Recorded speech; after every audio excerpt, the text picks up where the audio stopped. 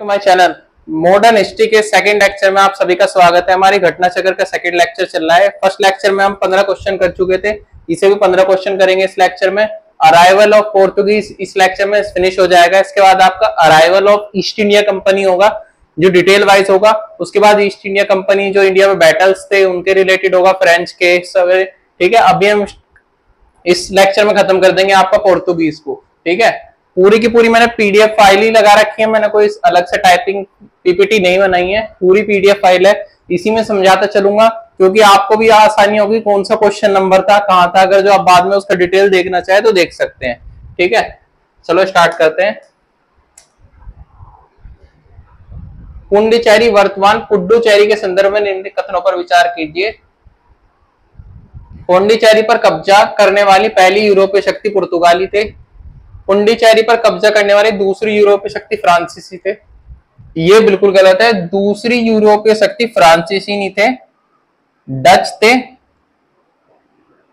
ठीक है, डच के बाद जो आपका फेमस जो बोला जाता है 9 ईयर वॉर,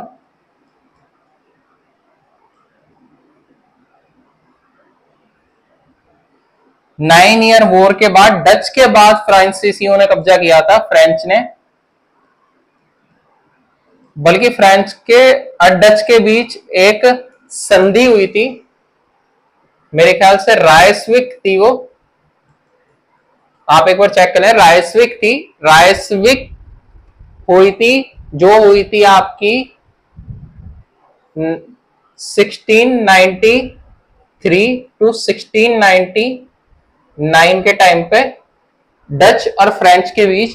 तो इसलिए ये ऑप्शन इसलिए गलत होगा क्योंकि वो फ्रेंच बाद में थे, डच पहले थे।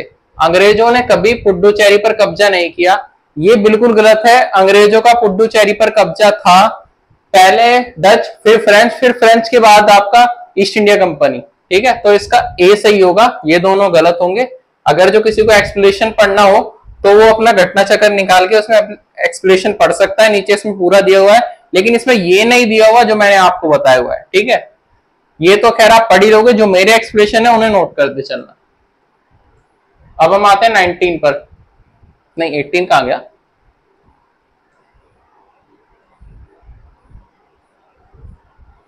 ये 18, सॉरी, ये राइट। हुगली को बंगाल की खाड़ी की समुद्री लूटपाट के लिए किसने अड्डा बनाया था? पुर्तगालियों ने हुगली को लूटपाट और पायरेसी के लिए अपना एक मेन केंद्र बनाया हुआ था। जो पायरेसी और लूटपाट के लिए जो पुर्तगालियों को हुगली जो यूज किया था वो अकबर की उस पर यूज किया हुआ था। अकबर ने इजाजत दी हुई थी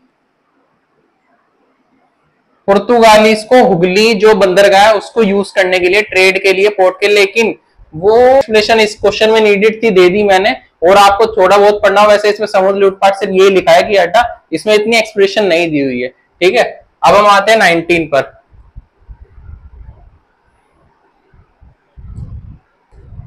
बंगाल की खाड़ी में समुद्री डकैत हेतु हुगली का उपयोग कौन करता था?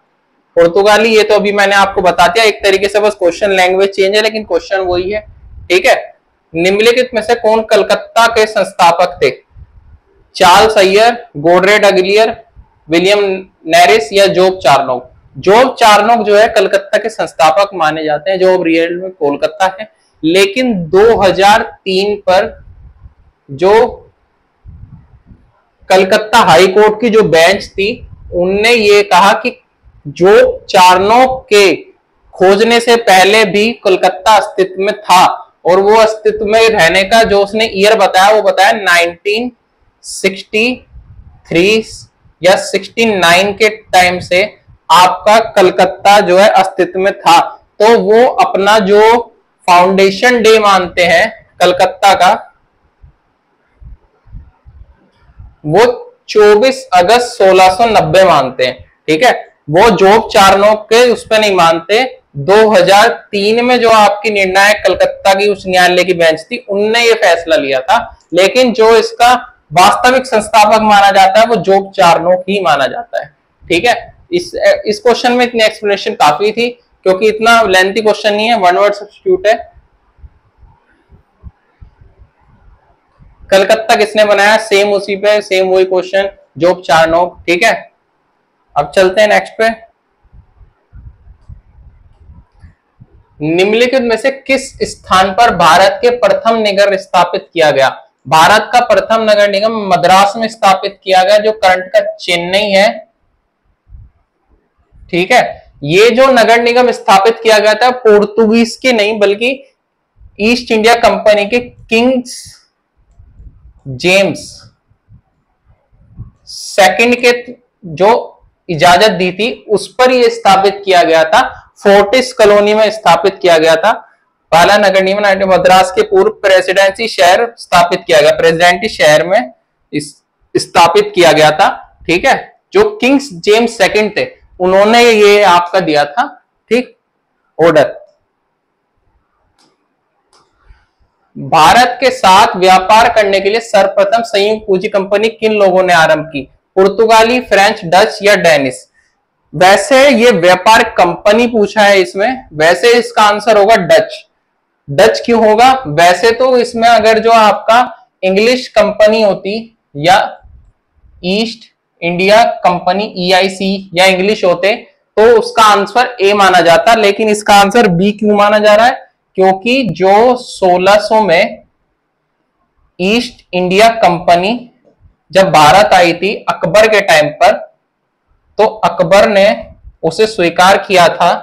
शाहजहां के टाइम पर 1608 में उसने फिर अपना स्टेबलाइजमेंट करना स्टार्ट कर दिया था, लेकिन 1602 पर ही डच इंडिया कंपनी स्टेबलाइज्ड हुई थी, जिसने आपका व्यापार करना सेकंड नंबर पर स्टार्ट किया था इंडिया में। इसलिए इसका आंसर बी होगा।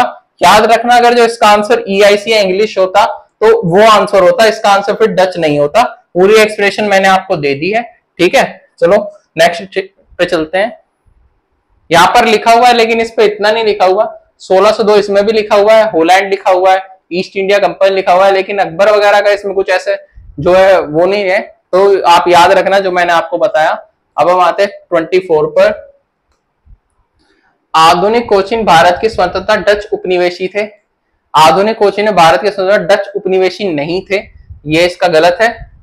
डचों ने पुर्तगालियों को पराजित किया और आधुनिक कोचीन जिन्हें पोर्ट विलियम्स का निर्माण किया, ये बिल्कुल सही है। जो मैंने अभी आपको एक्सप्रेशन पीछे दिया था वही एक्सप्रेशन है इसमें। आधुनिक कोचीन पहले उपनिवेश था जिस पर बाद में पुर्तगालियों ने अधीन हो गया, नहीं बाद में नहीं, पहले उनका अधीन था, बाद में नहीं हुआ था। आधुनिक कोचीन कभी ब्रिटिश उपनिवेश का भाग नहीं था, ये भी गलत है। मैंने अभी आपको बताया था कब वो भाग बना, कैसे बना, तो इसका आंसर बी होगा। ठीक है, क्योंकि बी एकदम करेक्ट है। ये भी रॉन्ग है, ये भी रॉन्ग है, ये भी रॉन्ग है। डचों ने पुर्तगालियों को पराजित कर आधुनिक कोच पूर्व नाम कोचीन फोर्ट विलियम्स का निर्माण कराया था। इसमें छोटी एक्सप्रेशन दी हुई है, मैंने पीछे पूरी एक्सप्रेशन आपको दे दी है। ठीक है, 24 हो गए, 25वां ये रहा।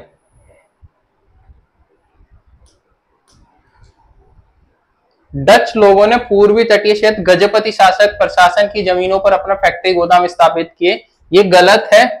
जो डच थे उसे किसी ने अपना जो लैंड अलोकेट नहीं की थी, उसने खुद क्या बोले ऑक्यूपाइड, कब्जा कर कर अपनी कॉलोनी स्टेबलाइज की थी। धर्म परिवर्तित कर कर, ऑक्यूपाइड कर कर आपका कॉलोनी स्टेबलाइज की थी डच ने। 1602 से 1620 के करीब के जो ये सारा टाइम पीरियड है, डच ने अपना स्टेबलाइज करने की पूरी कोशिश की थी। अल्फांसो डी अल्बुकर्क ने बीजापुर सल्तनत गोवा को छीन लिया, ये बिल्कुल ठीक है। अंग्रेजी East India Company Madras Vijayanagara साम्राज्य के प्रतिनिधि से पट्टे पर ली गई जमीन को एक प्लॉट पर फैक्ट्री स्थापित की, ये बिल्कुल ठीक है, दोनों ठीक है। तो इसका आंसर होगा 2 और 3। जो फर्स्ट आपका रॉन्ग होगा, मैंने बताया आपको किस लिए रॉन्ग होगा, गजपति रूलर नहीं थे। आप इसमें चाहे तो एक्सप्रेशन पढ़ सकते हैं। डचों को पूर्व तट पर पहले कोचीन पुर्तगालियों से छीनने के बाद आंध्र और उड़ीसा के तट पर अपनी फैक्ट्री स्थापित की। 17वीं शताब्दी जो मैंने अभी आपको बताया था, जबकि गजपति शासक 16वीं शताब्दी में ही समाप्त हो गए थे, समाप्त हो चुके थे। कथन एक गलत है। 1510 में ही ई अल्बुकर्क बीजापुर सल्तनत के गोवा को छीन लिया था, कथन 2 सही है, ये जो मैंने आपको बताया।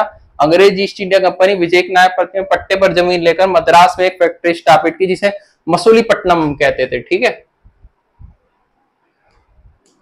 अब हम आते हैं 26 पर।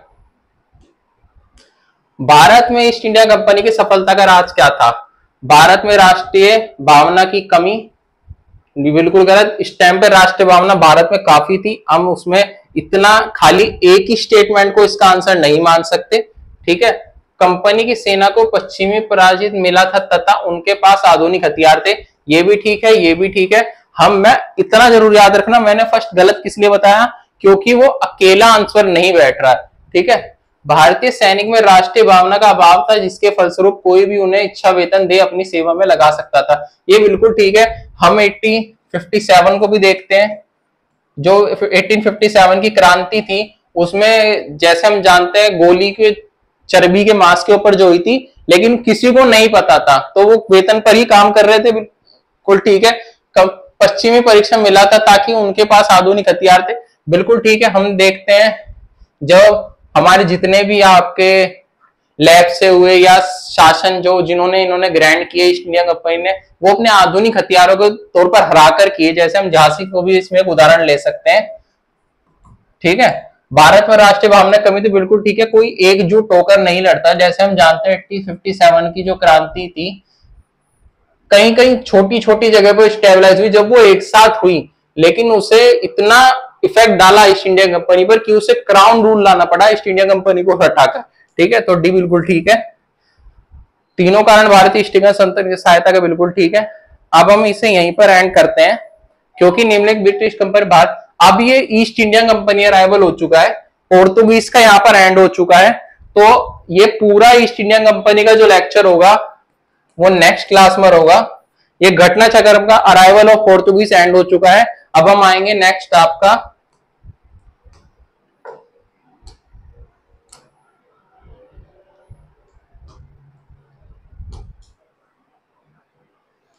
नेक्स्ट जो हम आएंगे आपका ईस्ट इंडिया कंपनी 1600 से 1700 तक 70 तक जितना भी था ईस्ट इंडिया कंपनी का, जो बीच की लड़ाई है, सब कुछ A to Z हम इसमें कवर करेंगे।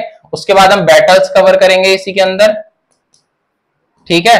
पहले हम ये दो कवर करेंगे, पिछली अगली दो क्लासों में बताना हूं क्लास आपको लाइव चाहिए, इसी तरीके से रिकॉर्ड चाहिए। इस क्लास का एंड यही होता है। कुछ भी प्रॉब्लम लगे या कुछ भी आपको लगे कि ये चीज मेरे को समझ में नहीं आई, आप कमेंट कर देना, मैसेज कर देना, टेलीग्राम भी ओपन है, मैं आपको समझा दूंगा। ठीक है। Thank you so much.